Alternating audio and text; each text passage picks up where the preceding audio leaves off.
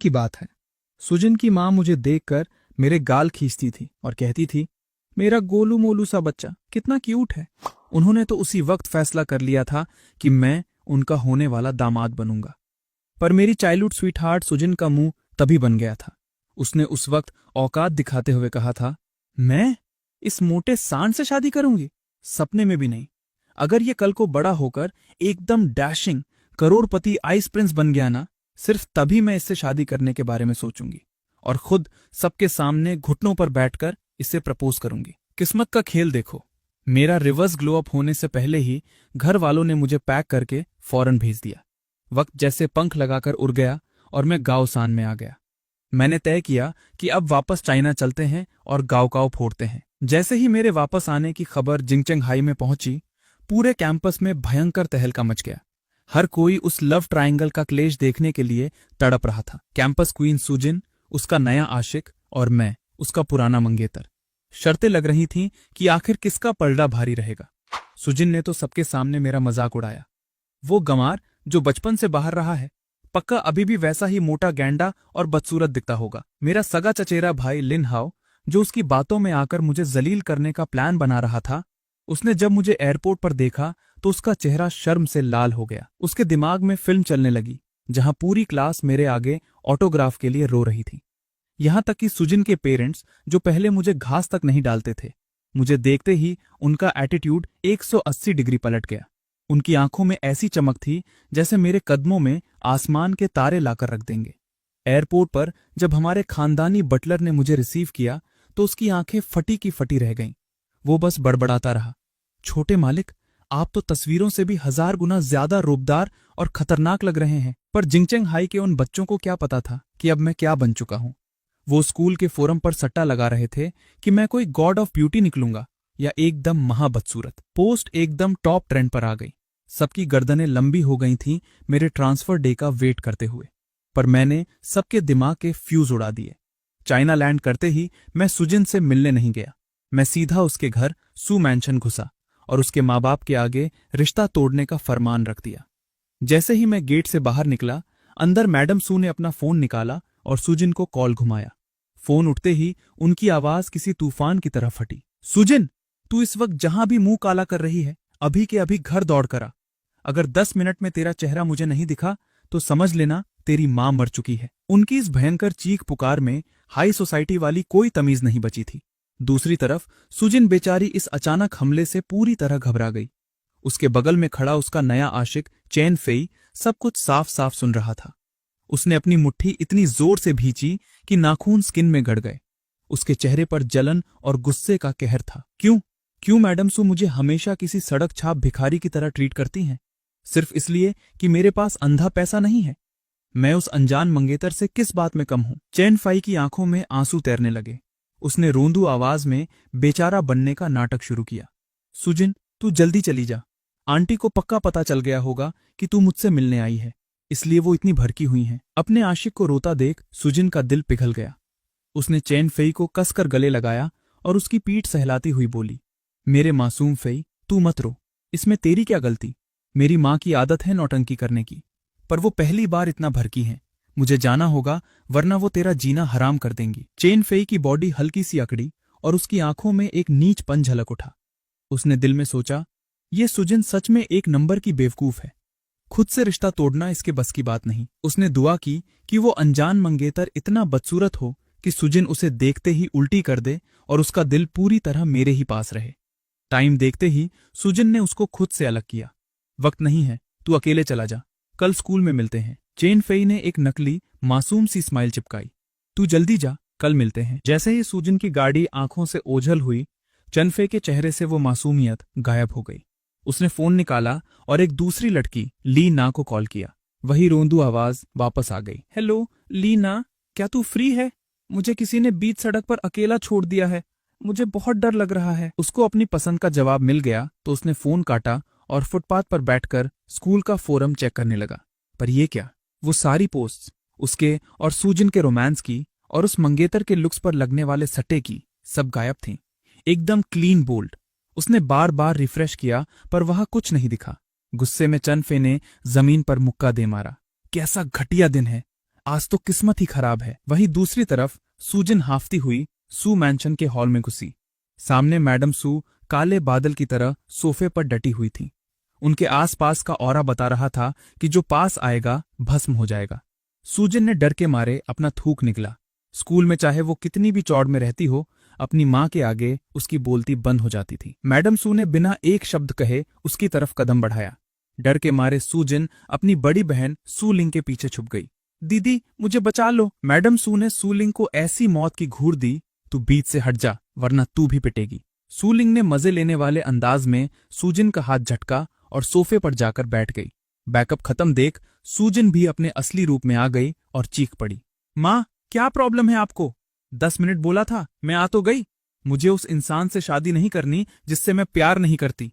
क्या आपने अपनी बेटी की जिंदगी का सौदा कर रखा है? ये सुनकर सूलिंग के दिल में जलन मच गई। जो चीज सूजन ठुकरा रही थी वो उसके लिए तड़प रही थी। अगर ये रिश्ता उसके नाम हो जाता तो वो उस लड़के के पीछे पागलों की तरह पड़ जाती। लेकिन मैडम सू ने सिर्फ एक सर्द हंसी हंसी। उन्होंने जेब से एक चमकता हुआ जेड का लॉकेट निकाला और सूजन के ऊपर फेंक दिया। उनकी आवाज में जहर घुला था। तो फिर बधाई हो, ले पढ़ ले अपनी औकात का पन्ना, तेरी मन्नत पूरी हो गई। सूजन ने हवा में वो लॉकेट कैच किया। वो भौचक्की रह गई। ये क्या है? उसने अपनी माँ के पास ये लॉकेट कभी नहीं देखा था। मैडम सू ने अपने दांत पीसते हुए कहा, ये तुम दोनों के रिश्ते की निशानी थी। आज लिन यान खुद इस दरवाजे पर चलकर आया था। उसने ये लॉकेट मेरे मुंह पर दे मारा और तुझे लात मार दी। समझ आई अपनी औकात? चाय पीती हुई सूलिंग के हाथ से कप छूटते छूटते बचा। उसकी आंखों में चौंकाने और खुशी का तूफान था। तो वो आज रिश्ता तोड़ने आया था। उसके दिल के ऊपर रखा एक बड़ा सा पहाड़ टूट कर गिर गया। उसने तो सोच लिया था कि बहन का आशिक चुराने का कलंक अपने सर ले लेगी, पर यहाँ तो सामने वाले ने खुद ही रास्ता साफ कर दिया था। पर सूजन लॉकेट को देखकर ऐसे खिली जैसे उसे लॉटरी लग गई हो। माँ, क्या सच में उस लिन यान ने खुद रिश्ता तोड़ दिया? ये तो मिठाई बांटने वाली बात है। सही किया उसने। उसको अपनी औकात समझ आ गई होगी कि उस मोटे सांड की मेरे सामने कोई औकात नहीं है। खुद ही पीछे हट गया, वरना मैं उसे धक्के मारकर निकालती। जैसे ही उसके मुंह से मोटे सांड की कोई औकात नहीं निकला, मैडम सू और सूलिंग के चेहरे का रंग उड़ गया। इस लड़की में इतना बेहुदा कॉन्फिडेंस आखिर कहां से आ रहा था? मैडम सू ने अपनी नालायक बेटी को गहरी निराशा से देखा। उन्होंने अपना सर पकड़ लिया और थकी हुई आवाज में बोली, तू इतनी अंधी और घमंडी है।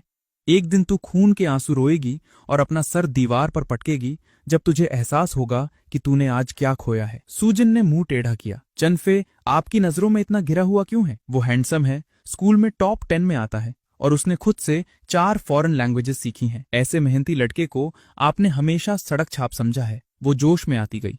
वो लिन यान क्या उखाड़ लेगा? बस अपने बाप के टुकड़ों पर पलने वाला एक अमीर जादा ही तो है। वैसे भी हमारा खानदान उसके पैसों का मोहताज नहीं। मैं लिख के देती हूँ, वो लिन यान मेरे चनफे के जूते की धूल के बराबर भी नहीं है। बकवास बनकर बेवकूफ लड़की। हॉल में 2 आवाजें एक साथ गूंजी। सूलिंग की आंखें गुस्से से लाल थीं।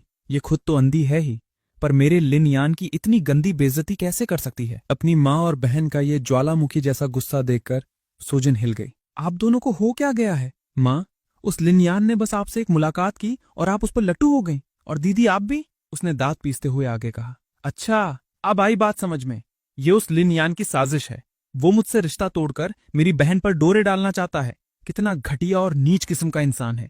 ऐसा मैनिपुलेटिव आदमी मुझे फ्री में मिले ना तो मैं उस पर थूकूं भी ना। इससे पहले कि उसके मुंह से और कचरा निकलता, चटाक, मैडम सू ने एक झन्नाटेदार थप्पड़ सुजिन के गाल पर रसीद किया।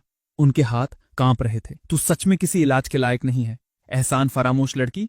अभी के अभी निकल मेरी नजरों से और अपने कमरे में जाकर सड़। दूसरी तरफ इस घटिया रिश्ते का द एंड करके मैं एकदम रिलैक्स फील कर रहा था। अगली सुबह नाश्ते की टेबल पर मैंने अपने चाचा लिन हाई की तरफ देखा और एक वार्म स्माइल दी। चाचा, क्या मैं आज नए स्कूल में रिपोर्ट करने जा सकता हूँ? लिन हाई ने मेरी उस परफेक्टली चिजल्ड फेस को देखा और मन ही मन सोचा, ये चेहरा जब कैंपस में घुसेगा तो तबाही मचा देगा।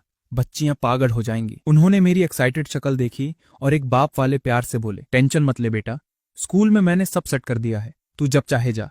वैसे भी फॉरेन और यहाँ के सिस्टम में जमीन आसमान का फर्क है। शुरू में एडजस्ट करने में थोड़ा टाइम लगे तो कोई लोड नहीं है। मैंने एक समझदार बच्चे की तरह सिर हिलाया। थैंक यू चाचा, मैं पूरी कोशिश करूंगा। सबसे ज्यादा हवा में तो मेरा चचेरा भाई लिन हाओ उड़ रहा था। भाई क्या लग रहे हो यार, अब तो स्कूल में आग लग जाएगी। और सबसे बेस्ट बात, हम रोज एक साथ स्कूल जाएंगे। उसकी इस एक्साइटेड शक्ल को देखकर मेरे चेहरे पर भी मुस्कुराहट आ गई। बिल्कुल, मुझे भी तेरे साथ स्कूल जाने में मजा आएगा। और बस मेरी इस एक स्मूथ आवाज पर लिन हाओ का चेहरा टमाटर की तरह लाल हो गया। उसने जल्दी से अपने गाल दोनों हाथों से छुपा लिए। उसका दिल जोर जोर से धड़कने लगा। भाई, क्या मैं अपने ही सगे भाई पर फिदा हो रहा हूं? मैं तो मर्द हूं ना। ये मुझे क्या हो रहा है? दिमाग खराब हो गया है क्या मेरा? उसके दिमाग में अजीब से ख्याल आने लगे और उसने अपना सर ऐसे झटका जैसे नींद से जाग रहा हो। आंटी ने अपने भोले बेटे को देखकर सर पीट लिया और फिर मेरी उस रॉयल वाइफ को देखा। कोई मुकाबला नहीं। मेरा खुद का नालायक बेटा इनके आगे तो चुल्लू घर पानी में डूब मरने लायक है। नाश्ते के बाद मैं और लिन हाओ गाड़ी की बैक सीट पर बैठ गए। चाइना में अभी मेरे पास स्कूल की बोरिंग यूनिफॉर्म नहीं थी, तो मैंने अपने स्टाइलिश पर्सनल कपड़े पहने, एक एकदम फिट और किलर कट वाली शर्ट। मेरे इस लुक ने मेरे भाई और उसके दोस्त वांग ले का मुंह खुला का खुला रख दिया था। जब हम स्कूल के गेट पर पहुंचे तो पहली क्लास शुरू होने में बस कुछ मिनट थे। मैंने उन दोनों को दौड़कर अपनी क्लास जाने को कहा और बोला, मैं खुद डायरेक्टर के ऑफिस चला जाऊंगा, तुम लोग निकलो। क्लास की बेल बज चुकी थी, पर वहां एक लड़की जाओ शुए को जैसे कोई फर्क ही नहीं पड़ रहा था। वो बस स्कूल गेट पर खड़ी मेरी पीठ को तारे जा रही थी। धूप मेरे आसपास एक गोल्डन ऑरा बना रही थी, जैसे आसमान से कोई देवता उतर आया हो। पता नहीं उसके अंदर क्या चल रहा था। वो अपनी क्लास की तरफ जाने के बजाय मेरे पीछे पीछे चल पड़ी।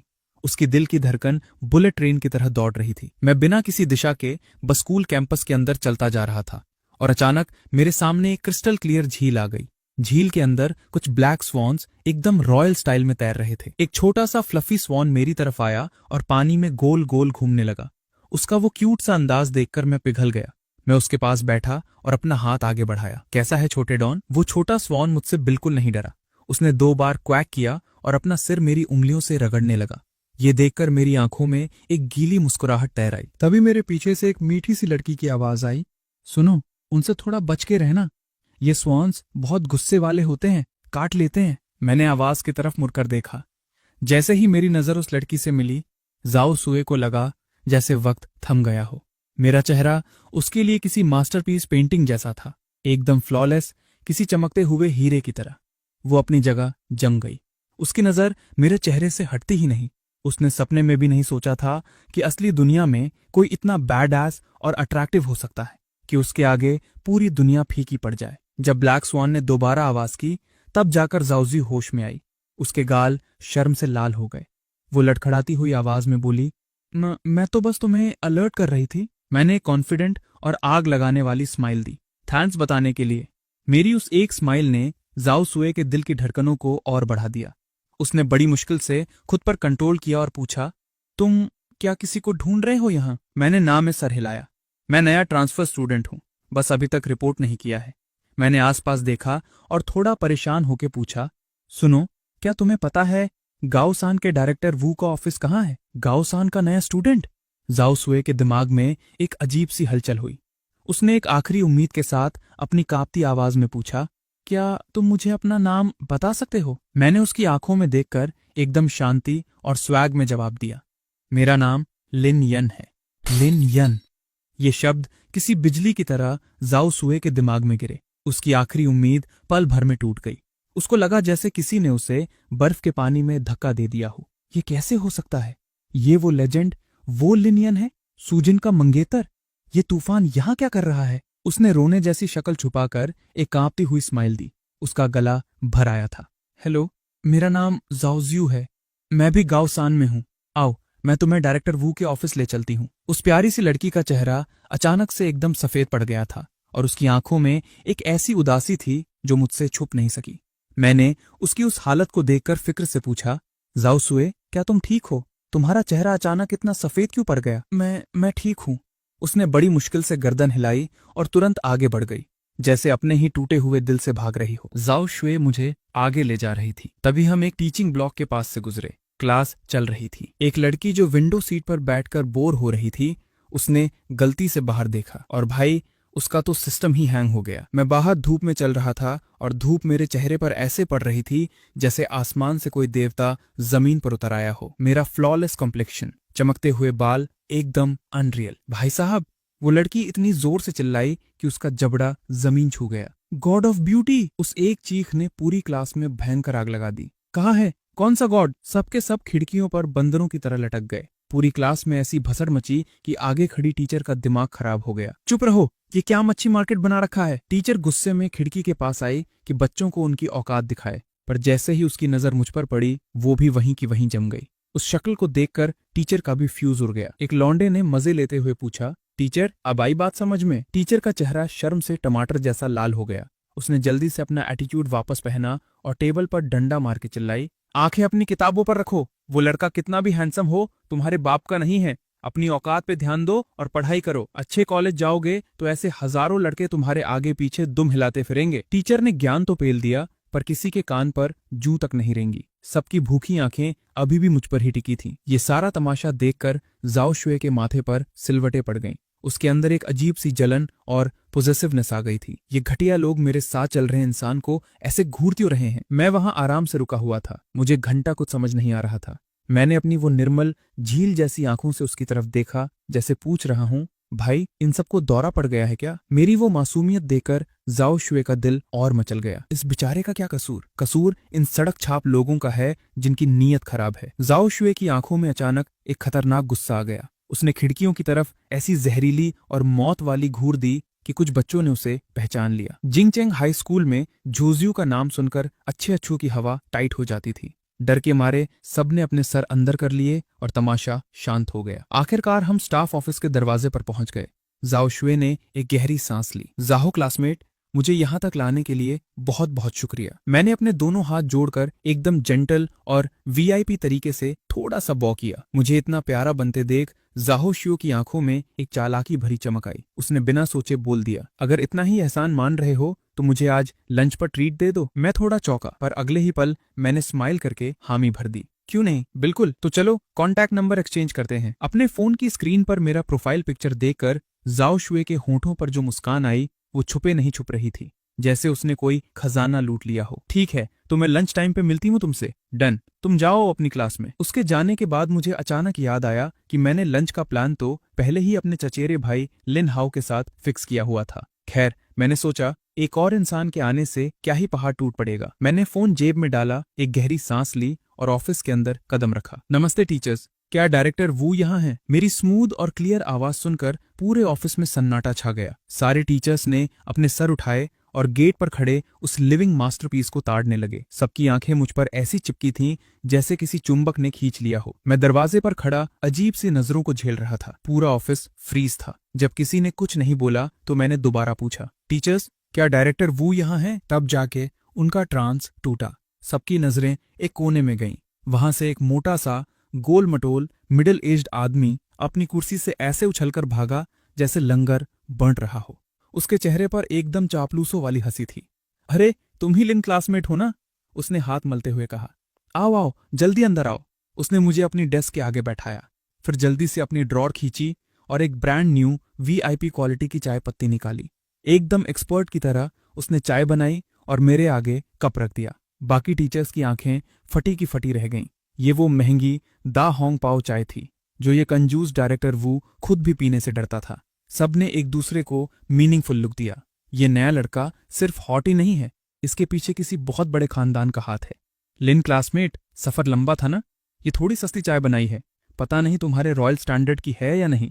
डायरेक्टर वू ने अपने झुर्रियों वाले चेहरे पर एक झूठी स्माइल चिपकाते हुए कहा।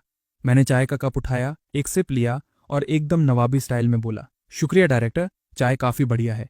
अरे अरे, तुम्हारे बड़े ताया जी ने मुझे पहले ही सब बता दिया था। डायरेक्टर वू का चेहरा अब किसी खिले हुए फूल जैसा लग रहा था। डॉक्यूमेंट्स लाए हो ना? मैं अभी तुम्हारा एडमिशन फिक्स करता हूं। मैंने अपने बैग से डॉक्यूमेंट्स निकालकर उसके आगे रख दिए। डायरेक्टर वू ने जल्दी जल्दी सब चेक किया और बोला, लिन क्लासमेट, तुम एफ कंट्री से आए हो, वहां का सिस्टम यहां से अलग है।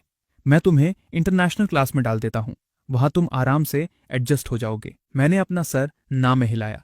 मेरी आवाज एकदम शांत पर सॉलिड थी। डायरेक्टर, मुझे रॉकेट क्लास में जाना है। डायरेक्टर वू के हाथ वहीं जम गए। उसने सोचा, इस बच्चे को क्या लगा, ये बच्चों का खेल है।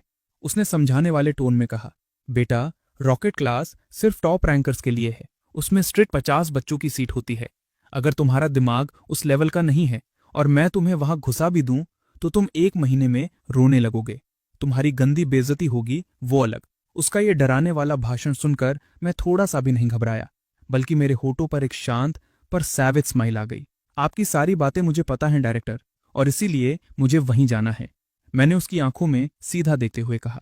रही बात औकात और मार्क्स की, आप अभी के अभी मुझे कोई भी सबसे खतरनाक टेस्ट पेपर लाकर दे दो। अगर मेरे मार्क्स आ गए तो मुझे रॉकेट क्लास में भेज देना, और अगर मैं फेल हो गया तो आप जहां फेंकोगे मैं बिना किसी नखरे के वहां चला जाऊंगा। डील? मेरा इतना भयंकर कॉन्फिडेंस देखकर डायरेक्टर वू का मुंह खुला रह गया। वो मुझे सीधा मना ही नहीं कर पाया। उसके दिमाग में चल रहा था, ये बाहर से आया हुआ छोरा जिसको ठीक से चाइनीज बोलना नहीं आता होगा, ये हमारे जी कंट्री के हाई लेवल एग्जाम पेपर को क्या खाक सॉल्व करेगा। अब उस औकात वाले चैलेंज के बाद डायरेक्टर वू मुझे सीधा मना तो नहीं कर पाया। उसने एक गहरी सांस ली और अपनी ड्रॉवर से एक क्वेश्चन पेपर निकालकर मेरे आगे पटक दिया। मैंने उस पेपर पर एक नजर डाली और एक सार्कास्टिक स्माइल देकर बोला, डायरेक्टर वू, क्या चश्मे का नंबर बढ़ गया है आपका? ये तो गाँव का पेपर है, मुझे क्या लल्लू समझा है जो बच्चों वाले सवाल करवा रहे हो? सबके सामने पकड़े जाने पर डायरेक्टर वू का चेहरा शर्म से लाल हो गया। अरे मेरी आंखें धोखा खा गईं, बुढ़ापा आ गया है ना। उसने जल्दी से अपनी इस घटिया हरकत को छुपाते हुए एक दूसरा पेपर निकाला। ये पिछले महीने का गौसान का असली एग्जाम पेपर है, इससे टेस्ट करना एकदम फेयर रहेगा। मैंने बिना किसी नखरे के पेन उठाया और स्पीड में लिखना शुरू कर दिया। मेरी बुलेट ट्रेन जैसी स्पीड देखकर डायरेक्टर वू का गला सूखने लगा। क्या ये बच्चा सच में कोई जीनियस है या सिर्फ पेपर काला करके नौटंकी कर रहा है? इसी बीच गौसान के रॉकेट क्लास में लीना का दिमाग कहीं और ही था। उसके हाथ में पेन तेजी से घूम रहा था, पर क्लास आधी खत्म होने के बाद भी उसने किताब का एक पन्ना तक नहीं पलटा था। उसके बगल में बैठे उसके बेचारे आशिक चैन फे ने ये नोटिस किया। उसने पेन से हल्के से उसकी एल्बो पर पोक किया और रोंदू आवाज में बोला, लीना, क्या तबीयत खराब है तेरी? लीना होश में आई। उसके फिक्र वाले चेहरे को देखकर लीना की आवाज थोड़ी नरम हुई। मैं ठीक हूं, तू अपनी पढ़ाई पर ध्यान दे। पर चैन फे के होठ सिकुड़ गए। उसके अंदर का कीड़ा उसे शांति से बैठने नहीं दे रहा था। उसे लग रहा था कि लीना उससे कुछ छुपा रही है। उसने दोबारा उसे कोहनी मारी और धीरे से बोला, लीना, कल रात मुझे घर छोड़ने के लिए थैंक यू। आज लंच मैं करवाता हूं तुझे। असल में वो सूजिन की गैर मौजूदगी का फायदा उठाकर आज उस नए मंगेतर की डिटेल्स उगलवाना चाहता था। पर चैन फे के कान तब सुन पड़ गए जब लीना ने बिना किसी इमोशन के उसे उसकी औकात दिखा दी। मैंने लंच पर किसी और के साथ प्लान किया है, तू अपने किसी और दोस्त को पकड़ ले। चैन फे की आंखें फटी रह गईं। किसी और के साथ? कौन? उसके घमंडी दिमाग के हिसाब से इस पूरे स्कूल में लीना का उसके अलावा कोई दोस्त नहीं था। वो क्लास की नंबर 1 टॉपर थी जो सबको कचरे की तरह ट्रीट करती थी, और सिर्फ वो ही एक अकेला बंदा था जिसको वो भाव देती थी, क्योंकि वो चाइल्डहुड फ्रेंड्स थे। इस छोटी सी बेइज्जती ने चैन फे के अंदर की आग भड़का दी। उसने जोर से नाक सिकोड़ी और अपना मुंह दूसरी तरफ घुमा लिया। उसने दिल में कसम खाई, अगर इसने अभी मुझे मनाया नहीं तो मैं इससे जिंदगी भर बात नहीं करूंगा, घमंडी औरत। पर जैसे ही क्लास खत्म होने की बेल बजी, लीना ने उसे एक घास तक नहीं डाली और क्लास से बाहर निकल गई। चैन फे बेजार होकर उसकी पीठ देखता रह गया। उसके दिल में एक अजीब सा डर बैठ गया, जैसे उसकी कोई कीमती चीज उसके हाथ से फिसल रही हो। उसको क्या पैटर्न था कि जिस नए मंगेतर की डिटेल निकालने के लिए वो तड़प रहा था, वो इस वक्त स्टाफ ऑफिस में तूफान ला चुका था। पहली क्लास खत्म होने तक मैं 3 सब्जेक्ट के पेपर्स पूरे कर चुका था। टीचर्स ने जैसे ही मेरे पेपर्स चेक करने शुरू किए, उनकी आंखों के गोले बाहर आने लगे। सबसे पहले मैथ्स का पेपर था। जैसे जैसे लाल पेन से राइटेक्स लग रहे थे, चेकिंग करने वाले टीचर की शक्ल बदल रही थी। चेकिंग खत्म होते ही सब टीचर्स ने एक दूसरे को ऐसे देखा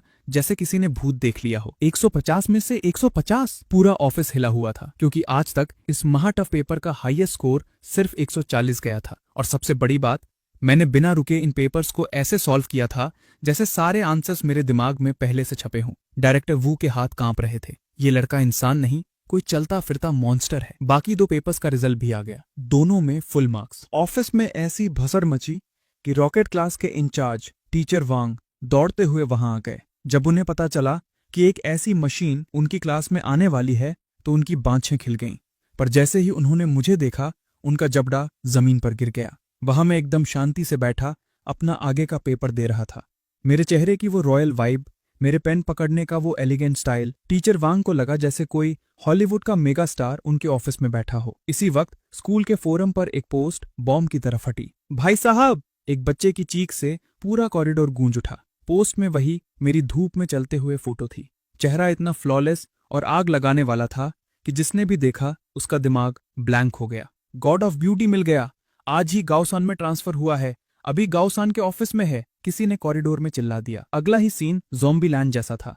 बच्चों का पूरा झुंड ऑफिस की तरफ दौड़ पड़ा। दरवाजे पर ऐसी भीड़ जमा हो गई कि हवा तक अंदर नहीं आ पा रही थी। सब मेरी एक झलक देखने के लिए पागल थे। लीना उस भीड़ में बुरी तरह फंसी हुई थी। उसने कई बार आगे जाने की कोशिश की, पर हर बार उसे धक्का मारकर पीछे कर दिया गया। उसकी शक्ल गुस्से से काली पड़ चुकी थी। क्लासरूम में चेन फे बच्चों को पागलों की तरह उछलते देखकर कंफ्यूज था। उसने एक लड़के को पकड़ा। क्या हुआ बे, कोई नया हीरो आया है क्या? वो लड़का एक्साइटेड होकर हकलाता हुआ बोला, भाई तू फोरम चेक कर, एकदम बाप लेवल का लड़का आया है स्कूल में। चेन फे ने जल्दी से अपना फोन निकाला और फोरम खोला। टॉप पोस्ट के आगे बड़ा सा लाल हॉट टैग लगा था। उसने फोटो खोली। जैसे ही उसने मेरी फोटो देखी, उसकी आंखें फ्रीज हो गईं। उसको समझ आ गया कि पब्लिक इतनी पागल क्यों हो रही है। फोटो में मैं किसी देवता से कम नहीं लग रहा था। चेन फे के दिल को पैनिक ने बुरी तरह जकड़ लिया।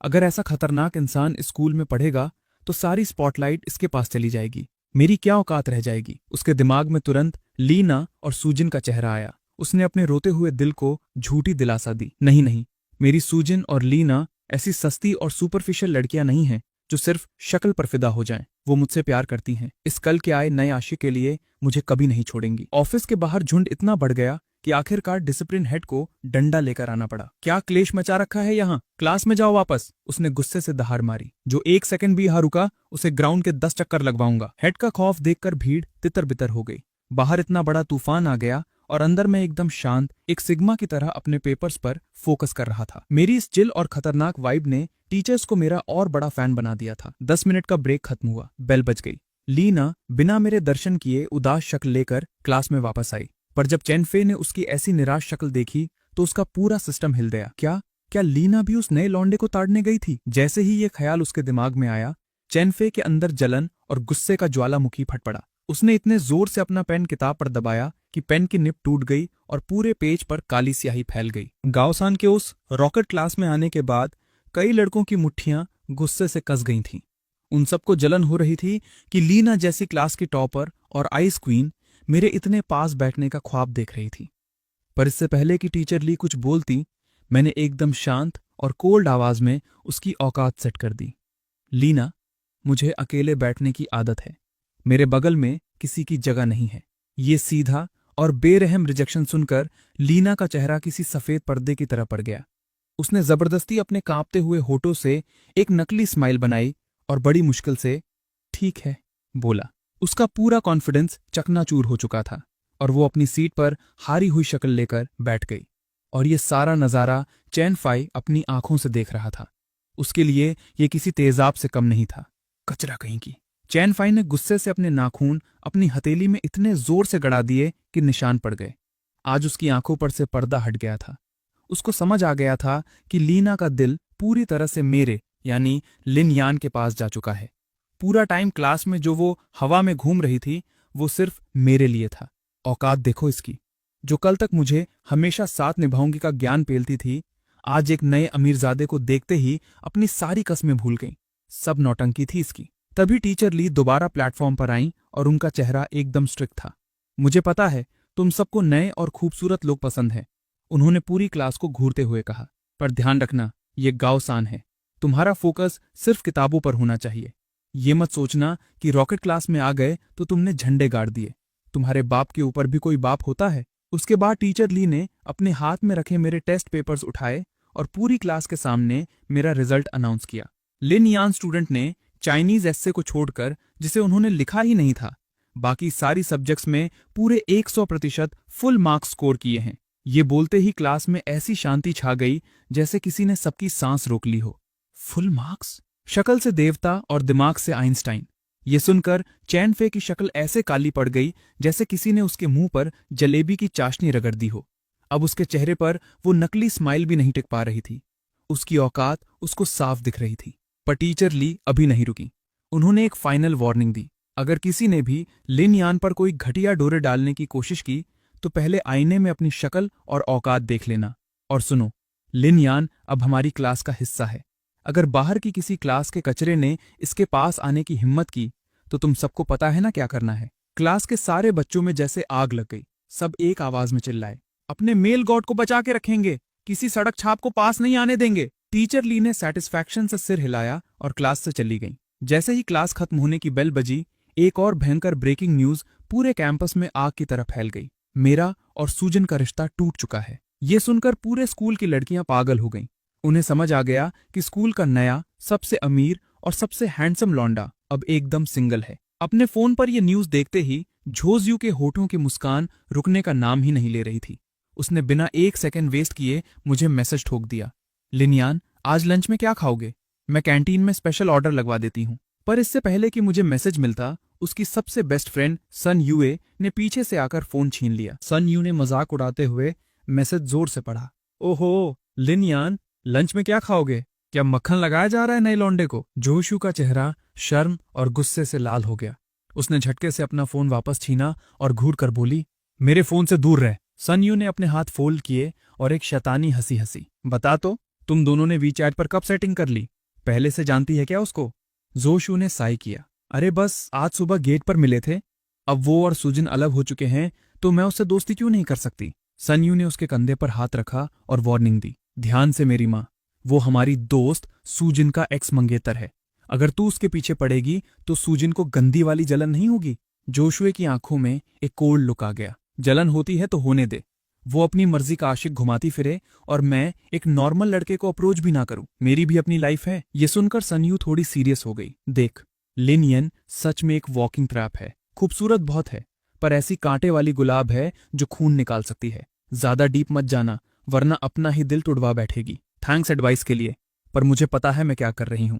जोशू ने अकड़कर जवाब दिया। जब सनयू को लगा कि ये सुधरने वाली नहीं है तो उसने अपनी पुरानी बेशरम हंसी वापस पहन ली। ठीक है, पर आज लंच पर मुझे भी अपने साथ ले चल, वरना मैं सीधा सुजिन के पास जाकर तेरा राज खोल दूंगी। फंस चुकी जोजियू ने गुस्से से उसे घूरा और दांत पीसते हुए हाँ बोल दिया। लंच के वक्त कैंटीन के दरवाजे पर महाक्लेश वाला सीन बन गया। जोशुए और सनयू मेरे आने का वेट कर रही थीं, पर जब मैं वहां पहुंचा तो मेरे ठीक पीछे मेरा चचेरा भाई लिन हाओ और टॉपर लीना भी चिपके हुए थे। आमने सामने आते ही वहां की हवा में एक अजीब सा करंट दौड़ गया। एकदम मौत वाली खामोशी। सामने खड़ी जोशुए इन दो नए मेहमानों को देखकर बुरी तरह ऑकवर्ड हो गई थी। मैंने इस टेंशन को तोड़ते हुए एकदम आराम से एक्सप्लेन किया, मैंने सुबह ही हाओ और लीना के साथ लंच का प्लान बना लिया था, इसलिए इनको भी साथ ले आया। तुम्हें कोई प्रॉब्लम तो नहीं? जोशुए ने एक जबरदस्ती की फटी हुई स्माइल दी। अरे बिल्कुल नहीं, जितने लोग उतना मजा, हम सब दोस्ती तो हैं। तभी बगल में खड़ी सनयुए थोड़ा आगे आई और फ्लर्ट करने वाले अंदाज में बोली, हेलो, मेरा नाम सनयुए है। उसने आंख मारी। मेल गॉड, मैं भी ज्वाइन कर लूं तो कोई दिक्कत तो नहीं? मैंने एक जेंटल स्माइल देकर कहा, बिल्कुल नहीं, तुम लोग मुझे डायरेक्ट लिनयन बुला सकती हो। पर भाई, उस टेबल पर खाना नहीं, जैसे जहर परोसा गया हो। एकदम बारूद भरा माहौल था।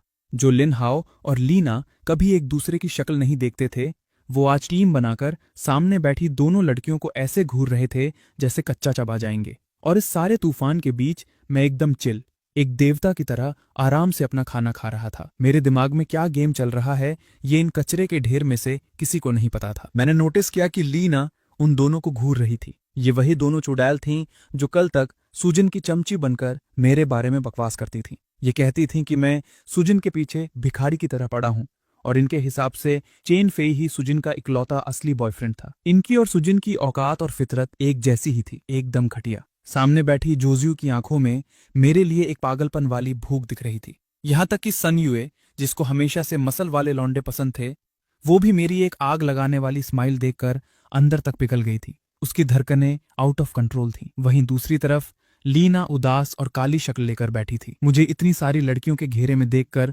उसके अंदर का पॉजेसिव मॉन्स्टर जाग गया था। उसका बस चलता तो वो मुझे यहां से उठाकर किसी तिजोरी में बंद कर देती। और ठीक उसी वक्त स्कूल के मेन गेट पर एक चमचमाती हुई लग्जरी कार आकर रुकी। कार से सुजिन बाहर निकली। उसका चेहरा भयंकर गुस्से और फ्रस्ट्रेशन से भरा था। उसने क्लास बंक करने का सोचा था, पर उसकी माँ मैडम सू ने उसकी ऐसी क्लास लगाई थी कि उसे रोना आ गया। मैडम सू ने सीधा धमकी दी थी, अगर आने वाले एग्जाम में तेरी रैंक 50 पोजीशन ऊपर नहीं आई तो तेरी एक एक कौड़ी की पॉकेट मनी बंद कर दूंगी। सुजिन को अच्छे से पता था कि उसकी माँ इतना क्लेश सिर्फ मेरे रिश्ता तोड़ने की वजह से कर रही थी। उसने दांत पीसे, उस घटिया लिनयान का हिसाब तो मैं बाद में लूंगी। गुस्से में पागल सुजिन ने जैसे ही अपनी क्लास में कदम रखा, उसने देखा कि उसकी चमचियां जाओसुए और सुनयुए वहां नहीं थी। उसने इग्नोर मारा और एक बड़ी सी खुशफहमी के साथ अपने आशिक चेन फेई को कॉल लगाया। उसको लगा था कि रिश्ता टूटने की खबर सुनकर चेन फेई खुशी से पागल हो जाएगा और उसे भगवान मान लेगा। पर जैसे ही फोन उठा, वहां से एक रोंदू और कांपती हुई आवाज आई, सुजिन, मैं सुन रहा हूं। फोन पर चेन फेई की सिसकियां सुनकर सुजिन का दिल दहल गया। क्या हुआ? तू रो क्यों रहा है? उसने घबरा कर पूछा। पर लाइन के दूसरी तरफ से चेन फेई सिर्फ मगरमच्छ के आंसू बहा रहा था। तभी बगल से वांगली ने फोन छीना और गुस्से में दहाड़ा, सुजिन, तेरा आशिक यहां रो रोकर मरने वाला है और तू अभी तक आई नहीं, जल्दी छत पर आ। ये सुनते ही सुजिन का चेहरा गुस्से से काला पड़ गया। उसने फोन काटा और सीधा छत की तरफ दौड़ पड़ी। जब वो वहां पहुंची तो देखा चेन फे वांगले के कंधे पर सर रखकर किसी बेचारी अबला नारी की तरह रो रहा था। उसकी ऐसी मासूम और दुखियारी शक्ल देखकर सुजिन का खून खौल उठा। उसने जल्दी से उसे सहारा दिया और पूछा, किसने हाथ लगाया तुझे? नाम बता मुझे। चेन फे ने अपना निचला होठ दांतों तले दबाया और रोने की एक्टिंग डबल करते हुए ना में सर हिलाया, जैसे वो बड़ा महान हो और किसी का नाम नहीं लेना चाहता। वांगले से ये ड्रामेबाजी देखी नहीं गई। उसने सीधा सच उगल दिया, और कौन होगा? तेरा वो नया नवेला मंगेतर लिन येन। वो हमारी क्लास में ट्रांसफर होकर आ गया है और आते ही उसने सबके सामने रिश्ता तोड़ने का ऐलान कर दिया। अब पूरा स्कूल चेन फे को कचरा समझ रहा है। सब इसे घर तोड़ने वाला मेल मिस्ट्रेस बोलकर गालियां दे रहे हैं। ये सुनते ही सुजिन की मुट्ठियां कस गईं और उसके माथे की नसें उभर आईं। चेन फे, क्या ये सच कह रहा है? चेन फे ने और ज्यादा रोने का नाटक किया और कांपती आवाज में बोला, मैं वैसे भी कहां उस बड़े खानदान के लिन येन की औकात का मुकाबला कर सकता हूं। मैं तो मिट्टी का कीड़ा हूं। ये विक्टिम कार्ड सुनकर सुजिन के दिमाग की नस फट गई। उसका बचा कुचा दिमाग भी गुस्से में उड़ गया। उसकी इतनी औकात! एक नंबर का घटिया इंसान। लिन येन, आज तू नहीं बचेगा। गुस्से में फुफकारती हुई सुजिन छत से सीधा रॉकेट क्लास की तरफ भागी अपने आशिक का बदला लेने। रुक जा सुजिन, वहां मत जा। चेन फे ने पीछे से आवाज लगाई, पर जैसे ही वो आंखों से ओझल हुई, उसके रोते हुए चेहरे पर एक बेहद नीच और खौफनाक मुस्कान आ गई। मस्त गेम सेट किया है, उसने दिल में सोचा। वो यही चाहता था कि सुजिन और मेरे बीच ऐसी जंग छिड़ जाए कि सुलह का कोई रास्ता ही न बचे। उसे पता था कि मेरा एटीट्यूड कैसा है। अगर सुजिन ने मुझ पर हाथ उठाया तो मैं जिंदगी में उसकी शक्ल नहीं देखूंगा, और तब वो पूरी तरह सिर्फ और सिर्फ उसी की मुट्ठी में रहेगी। चेन फे ने जल्दी से वांगली का हाथ पकड़ा और झूठी घबराहट दिखाते हुए बोला, चलो जल्दी, कहीं सुजिन गुस्से में कोई बेवकूफी ना कर दे। असल में वो ये क्लेश अपनी आंखों से देखकर तसल्ली करना चाहता था। दूसरी तरफ आग बबूला सुजिन रॉकेट क्लास में घुसी, पर मैं वहां था ही नहीं। उसने एक लड़के का कॉलर पकड़ा। कहाँ है वो लिनियन? लड़के ने उसे ऐसी नजर से देखा जैसे किसी कचरे को देख रहा हो। सुजिन, हमारे मेल गॉड ने तुझे लात मार दी है, फिर भी तू बेशर्मों की तरह उनके पीछे पड़ी है। औकात में रह अपनी। सुजिन दंग रह गई। मैं और उस मोटे सांड के पीछे पड़ूंगी?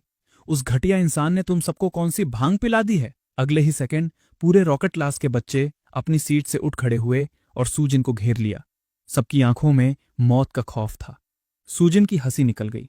ये किताबी कीड़े एक नए ट्रांसफर लड़के के लिए मुझसे, कैंपस क्वीन से, पंगा ले रहे हैं। तभी बाहर कॉरिडोर से एक तेज चीख आई। वाह, मेल गॉड बाहर आ गए, क्या लग रहे हैं। सुजिन के होठों पर एक जालिम हंसी आई। तो आखिरकार बकरा बाहर आ ही गया। वो क्लास से तेजी से बाहर निकली। सामने उसे एक एकदम फिट और चौड़ी पीठ वाला लड़का आगे चलता हुआ दिखा। सुजिन ने कंटेम्प्ट से मुंह टेढ़ा किया।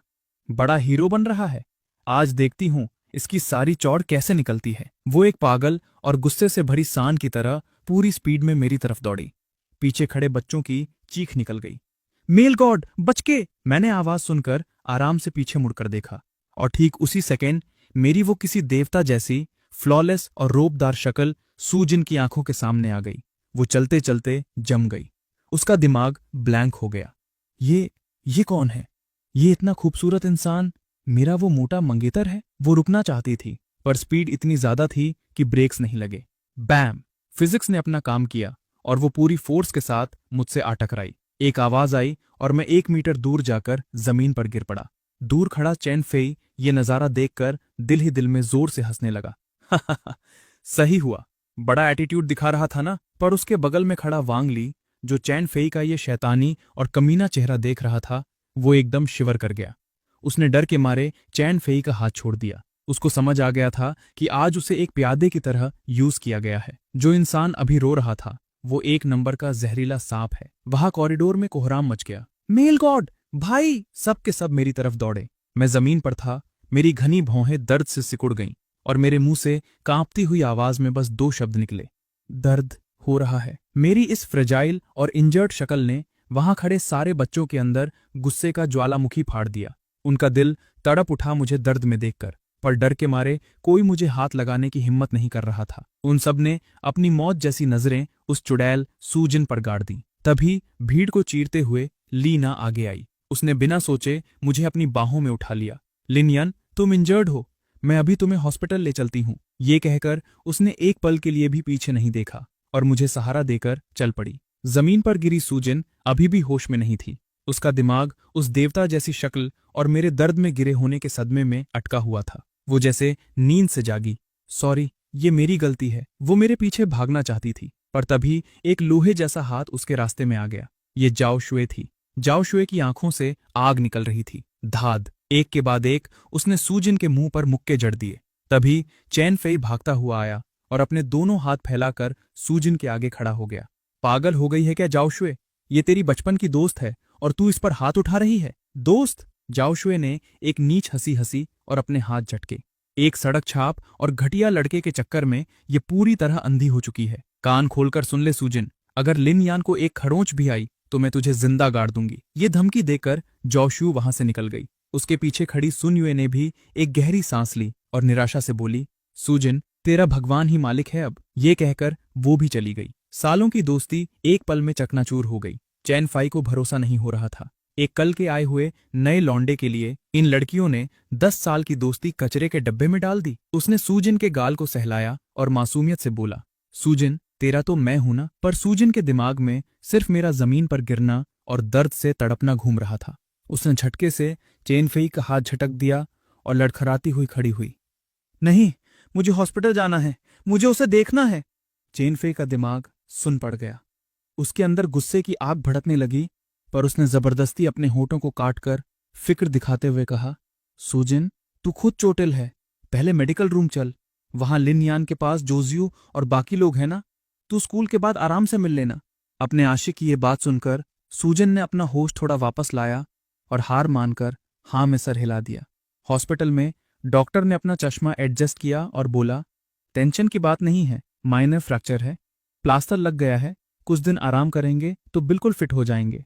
ये सुनकर सबने चैन की सांस ली, पर लीना ने तुरंत आगे बढ़कर पूछा, डॉक्टर, क्या इनको एडमिट होना पड़ेगा? उसकी आवाज में भयंकर टेंशन थी। डॉक्टर ने कहा, एडमिट होना जरूरी तो नहीं, पर मैं सजेस्ट करूंगा कि 1-2 दिन यहीं रहें ताकि दोबारा कोई चोट ना लगे।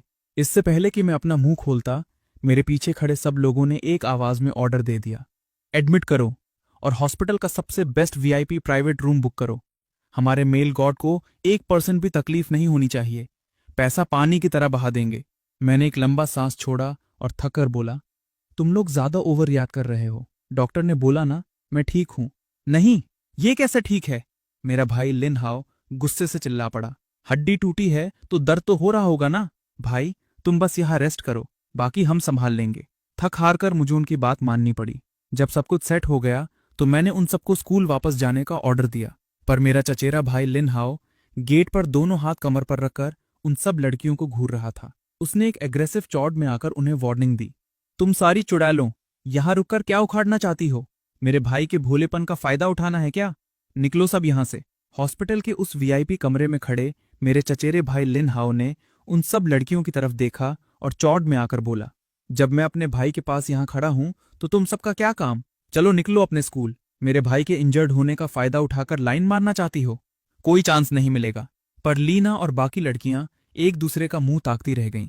कोई भी वहां से हिलने को तैयार नहीं थी। ये नौटंकी देखकर मैंने अपनी आवाज में हल्की सी कोल्डनेस और गुस्सा डाला। तुम सबको मेरी बात समझ नहीं आती क्या? या तुम चाहती हो मैं सच में गुस्सा करूं? मेरा ये स्ट्रिक्ट और भारी आवाज सुनकर सबकी हवा टाइट हो गई। डर के मारे सारी लड़कियां चुपचाप वहां से निकल गईं। कमरा आखिरकार शांत हो गया। मैं आराम से बेड के हेडबोर्ड पर टिका और एक नॉवल खोलकर पढ़ने लगा। तभी मेरे दिमाग के अंदर मेरे सिस्टम तुआंजी की रोने जैसी आवाज गूंजी, बॉस, जब सूजिन उस सांड की तरह आपसे टकराने आई थी तो आप आराम से साइड हट सकते थे। आपने जानबूझकर वो टक्कर क्यों खाई? हड्डी टूट गई, कितना दर्द हो रहा होगा आपको। मैं हल्का सा मुस्कुराया। मेरे होठों पर एक शैतानी हंसी थी। अबे लल्लू तुआंजी, तेरे होने का क्या फायदा अगर मैं सिस्टम पेन किलर ना खा सकूं? दर्द तो मुझे घंटा नहीं हो रहा। और रही बात इस चोट की, ये तो बस मेरी फेंकी हुई पहली मछली पकड़ने वाली बोटी है। असली खेल तो अब शुरू होगा।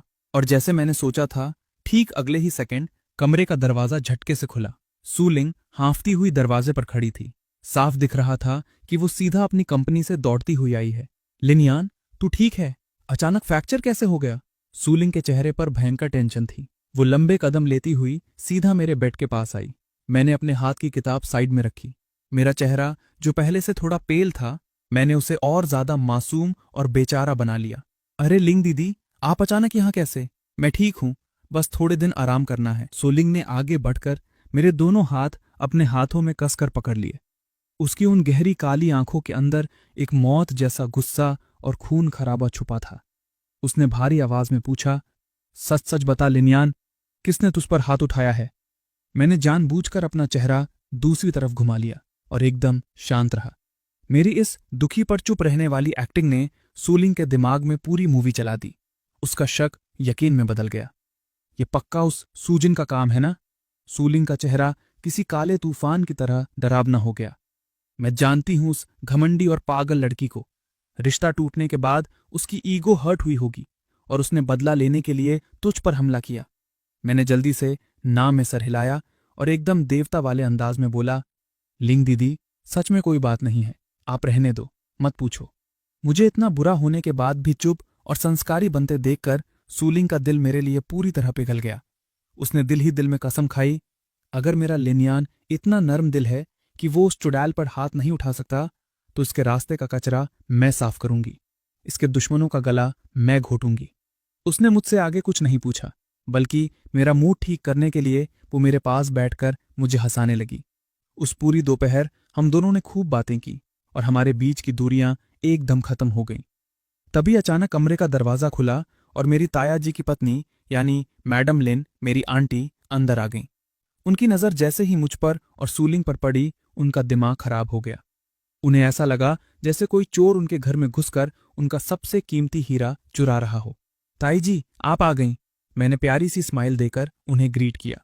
मैडम लिन दौड़कर मेरे पास आईं और मेरा चेहरा अपने हाथों में पकड़ लिया। मेरा प्यारा बच्चा, देख, तेरा चेहरा सूख कर कांटा हो गया है। फिर उनकी जहरीली नजरें सूलिंग पर पड़ीं। ये कौन है? सूलिंग तुरंत खड़ी हुई और रिस्पेक्ट से बोली, नमस्ते आंटी, मैं सू फैमिली से हूं। मेरा नाम सूलिंग है। सू फैमिली? मैडम लिन का माथा ठनक गया और उनका चेहरा एकदम स्ट्रिक्ट हो गया। हाउ ने मुझे बताया कि मेरे लिनयान को उस सूजिन ने धक्का देकर हड्डी तोड़ी है। वो खुद इसकी मंगेतर थी और उसने इतना नीच काम किया। तुम्हारी फैमिली को क्या लगता है, लिन खानदान लावारिस है? मैं इस बात को ऐसे ही नहीं छोड़ूंगी। सूलिंग ने अपनी नजरें नीची कर लीं और एकदम चुपचाप उनकी डांट सुनती रही। उसने एक शब्द वापस नहीं बोला। जी, ये हमारी ही गलती है। मैं आपको और लिन यान को इसका पूरा हिसाब दूंगी। मैंने जल्दी से मैडम लिन का हाथ पकड़ा। ताई जी, प्लीज गुस्सा मत करिए। और हाँ, मैं बताना भूल गया था, मैंने कल ही सूजिन के मुंह पर रिश्ता तोड़ दिया था। अब उस लड़की से मेरा कोई वास्ता नहीं है। ये सुनते ही मैडम लिन एक सेकंड के लिए रुकी और फिर खुशी से ताली बजा दी। बहुत बढ़िया किया मेरे शेर। उस औकातहीन कचरे का लेवल ही नहीं था जो वो तेरे पास भी खड़ी हो सके। टेंशन मत ले, मैं तेरे लिए ऐसी लड़की ढूंढूंगी जो उससे 1000 गुना बेहतर होगी। ताई जी, आप भी क्या बोल रही हैं? मैंने हल्का सा ब्लश करते हुए अपना चेहरा घुमा लिया और मेरी नजर गलती से सूलिंग पर पड़ गई। बस एक उस नजर ने सूलिंग के दिल का इंजन स्टार्ट कर दिया। उसकी धड़कनें आउट ऑफ कंट्रोल हो गईं और सांसें अटक गईं। पर मैडम लिन ने एक बॉडीगार्ड की तरह मेरे आगे खड़ी होकर सूलिंग को ऐसी वार्निंग वाली नजर से देखा जैसे कोई खरगोश को किसी जंगली भेड़िए से बचा रहा हो। जब रिश्ता टूट चुका है तो तुम यहाँ क्या कर रही हो? मैंने जल्दी से बीच बचाव किया। ताई जी, लिंग दीदी मेरी बहुत अच्छी दोस्त हैं। वो स्पेसिफिकली मुझे देखने आई हैं। वो सूजिन जैसी घटिया नहीं है। ये सुनकर मैडम लिन ने थोड़ा ठंडा सांस लिया, पर उनकी आंखें अभी भी सूलिंग पर अटकी थीं। उन्होंने अपना लाया हुआ टिफिन खोला और मेरे लिए अपने हाथ से बनाई हुई महंगी सूप निकालकर मुझे पिलाने लगी। ठीक उसी वक्त कमरे का दरवाजा एक जोर के झटके के साथ खुला। मैडम सू ने दरवाजा खोला और अपने साथ उस सूजिन को घसीटकर अंदर लाई। जब मेरी नजर सूजिन पर पड़ी तो मेरी हंसी निकलते निकलते बची। कैंपस क्वीन उसका चेहरा किसी सूजे हुए सुअर जैसा लग रहा था। जाओ शुए ने उसके मुंह का वो नक्शा बिगाड़ा था कि उसकी नाक और गाल फूलकर टमाटर बन चुके थे। एकदम जोकर लग रही थी। ये सब क्या है? मैडम लिन ने गुस्से में पूछा। मैडम सू ने सीधा सूजिन की पीठ पर एक जोर का थप्पड़ मारा और चीखी, घुटने पर बैठ और लिन यान से माफी मांग। सूजिन ने सर झुकाए हुए मेरे बेड के पास आई। जब उसने डरते हुए अपना सर उठाया और मेरी उस परफेक्टली चिजल्ड गॉड लाइक शक्ल को देखा तो उसके अंदर पछतावे का एक भयंकर तूफान आ गया। उसे ऐसा लगा जैसे उसने कोहिनूर हीरा कचरे में फेंक कर एक सस्ते पत्थर को सीने से लगा लिया हो। अगर उसे पहले पता होता कि मैं इतना आग लगाने वाला दिखता हूं तो वो मौत के बाद भी रिश्ता नहीं तोड़ती। लिनयान, आई एम सॉरी, उसने रोते हुए बोला। मेरी गलती थी, प्लीज मुझे माफ कर दो। मैंने अपनी वो बर्फ जैसी ठंडी आंखों से उसे देखा। मेरी आवाज किसी क्रिस्टल की तरह क्लियर थी, पर उसमें इमोशन जीरो था। ठीक है, मैंने तुम्हें माफ किया। ये सुनते ही मैडम सू और सूजन के चेहरे पर एक जीत की खुशी आ गई। पर तभी मैं दोबारा बोला, लेकिन सू क्लासमेट, आज के बाद मेरी लाइफ से दूर रहना। अगर स्कूल में दिख जाओ तो ऐसे निकल जाना जैसे हम एक दूसरे को जानते ही नहीं। यही हम दोनों की औकात के लिए ठीक रहेगा। ये माफी नहीं थी, ये एक चाटा था। ये सीधा उसे कचरे के डब्बे में डालने वाला रिजेक्शन था। सूजन के चेहरे पर वो झूठी हंसी वही जम गई। वो कुछ बोलकर भीख मांगना चाहती थी, पर सूलिंग आगे आ गई और मेरे सामने एक शील्ड की तरह खड़ी हो गई। बस कर सूजन, सूलिंग की आवाज में जहर था। मेरा लिनयान बड़ा दिल वाला है, जो उसने तुझे पुलिस के हवाले नहीं किया। अब अपनी औकात में रह और यहां से निकल। अपनी बड़ी बेटी की ऐसी बगावत देखकर मैडम सू का दिमाग घूम गया। उन्होंने सूलिंग की तरफ उंगली उठाई। सूलिंग, वो तेरी सगी बहन है। एक बहन होने के नाते तू इसे ऐसे बिहेव करेगी? पर सूलिंग ने आगे से ऐसी ठंडी नजर से अपनी मां को देखा कि मैडम सू कांप गई। मैडम सू, अब हमारे बीच ऐसा कोई रिश्ता नहीं बचा कि आप मुझे ऑर्डर दे सकें। यह सुनकर मैडम सू के हाथ गुस्से से कांपने लगे। वाह, तो तू अब मुझे अपनी मां नहीं मानती? उन्होंने तुरंत अपना पैतरा बदला और वापस एक मीठी आवाज बनाकर मुझसे बोली, लिनयान बेटा, हमारी गलती थी, पर मेरी और तुम्हारी मां की पुरानी दोस्ती के खातिर इस नादान सूजन को एक और मौका दे दो। उस रूम के ठीक बाहर खड़ा चेन फेई ये सब सुन रहा था। उस बुढ़िया को जिसे वो कचरा समझता था, आज उसे मेरे सामने भीख मांगते देखकर उसके ईगो और गुस्से का ज्वालामुखी फट पड़ा। नहीं, ये घटिया औरत सूजन को उस नए लौंडे से माफ नहीं करवा सकती। अगले ही सेकंड दरवाजा जोर से खुला। चेन फेई एक पागल आदमी की तरह अंदर दौड़ता हुआ आया और धाम सीधा मेरे बेड के आगे घुटनों पर गिर पड़ा। वो ऐसी रोंदू आवाज में चीख चीख कर रोने लगा जैसे किसी की मौत पर रोते हैं। मेहिल गॉड, प्लीज सूजन को माफ कर दो।